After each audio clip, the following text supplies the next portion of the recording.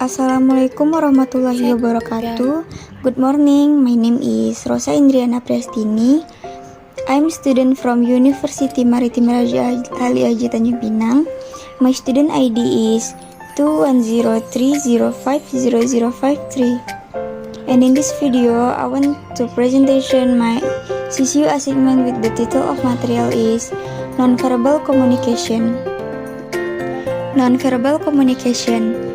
Dialogue or verbal communication is a conversation between two or more entities in which they use their speech organs to convey a message.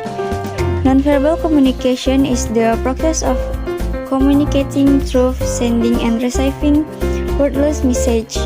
Nonverbal communication can be divided into four parts, namely body language or kinesis, eye contact or oculistics, touch or haptics, body distance or proxemics, paralanguage, and turn taking.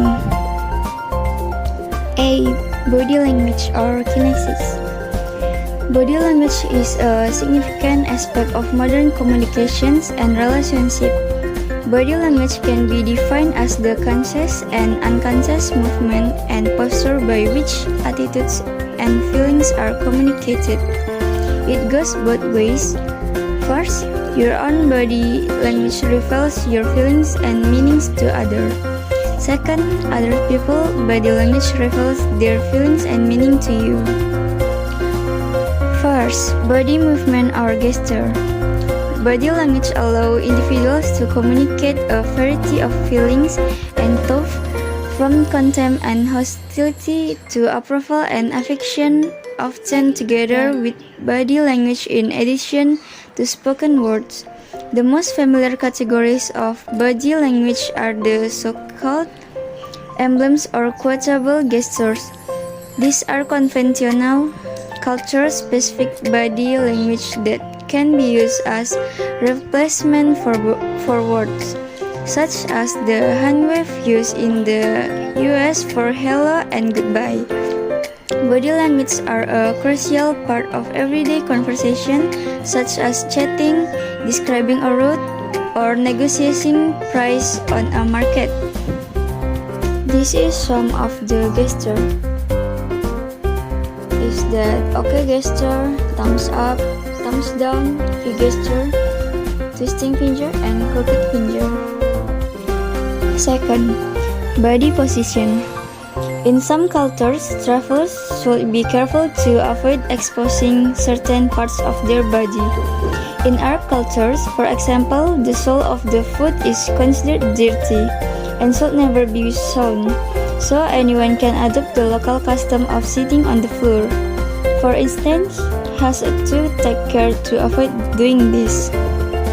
Third, facial experience. Facial experience usually communicate emotion. The expressions tell the attitudes of the communicator. It is now generally accepted that certain basic facial experience of human emotion are recognized around the world, and that the use and recognition of this experience is genetically inherited rather than social, conditioned, or learned. Research have discovered that certain facial arrests reveal our emotional state better than others. This means that, as the receiver of a message, we can rely heavily on the facial experience of the sender because his experiences are a better indicator of the meaning behind the message than his words. Facial experience continually change during interaction and are monitored constantly by the recipient. The meaning of this experience may be similar across cultures, such as A. Eyes, B. Mouth, C. Head, D. Arms, E. Hands. Fourth, dress. Body language allows individuals to communicate a variety of feelings and thoughts, from contempt and hostility to approval and affection, often together with body language in addition to spoken words. The most familiar categories of body language are the so-called emblems or quotable gestures.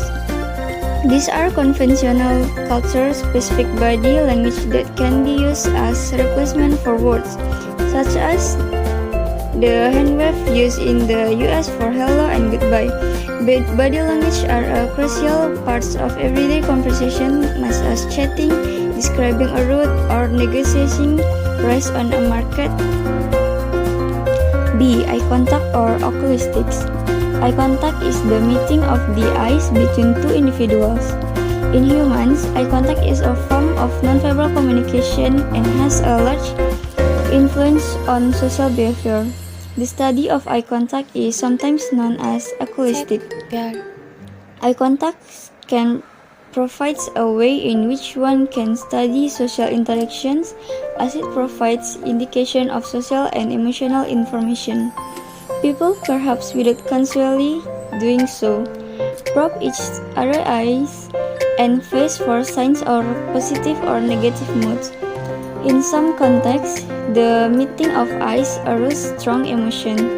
Eye contact can establish a sense of intimacy between two individuals, such as the gaze of lovers or the eye contact involved in flirting.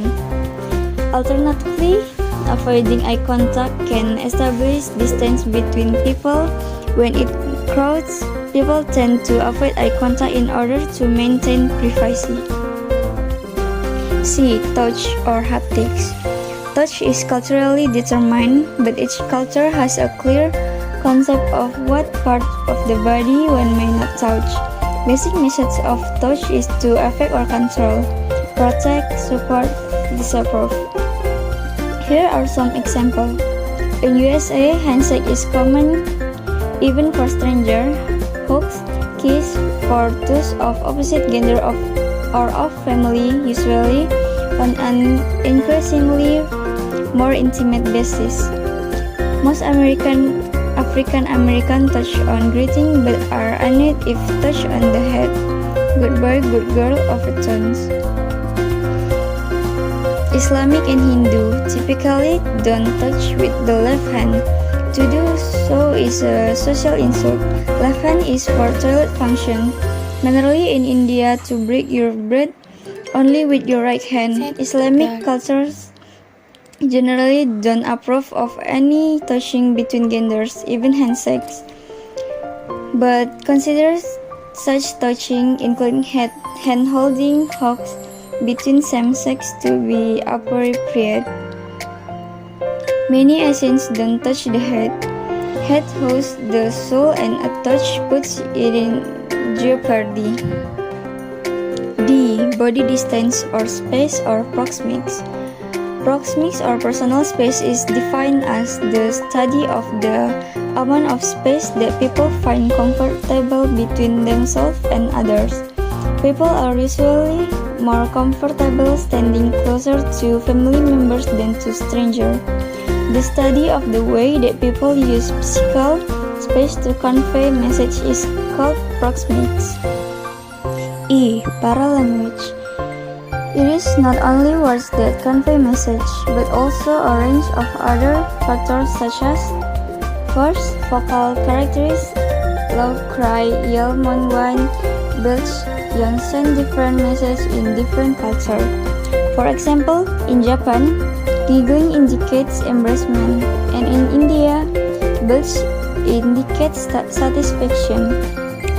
Second, vocal qualifiers such as volume, pitch, rhythm, tempo, and tone have different meaning.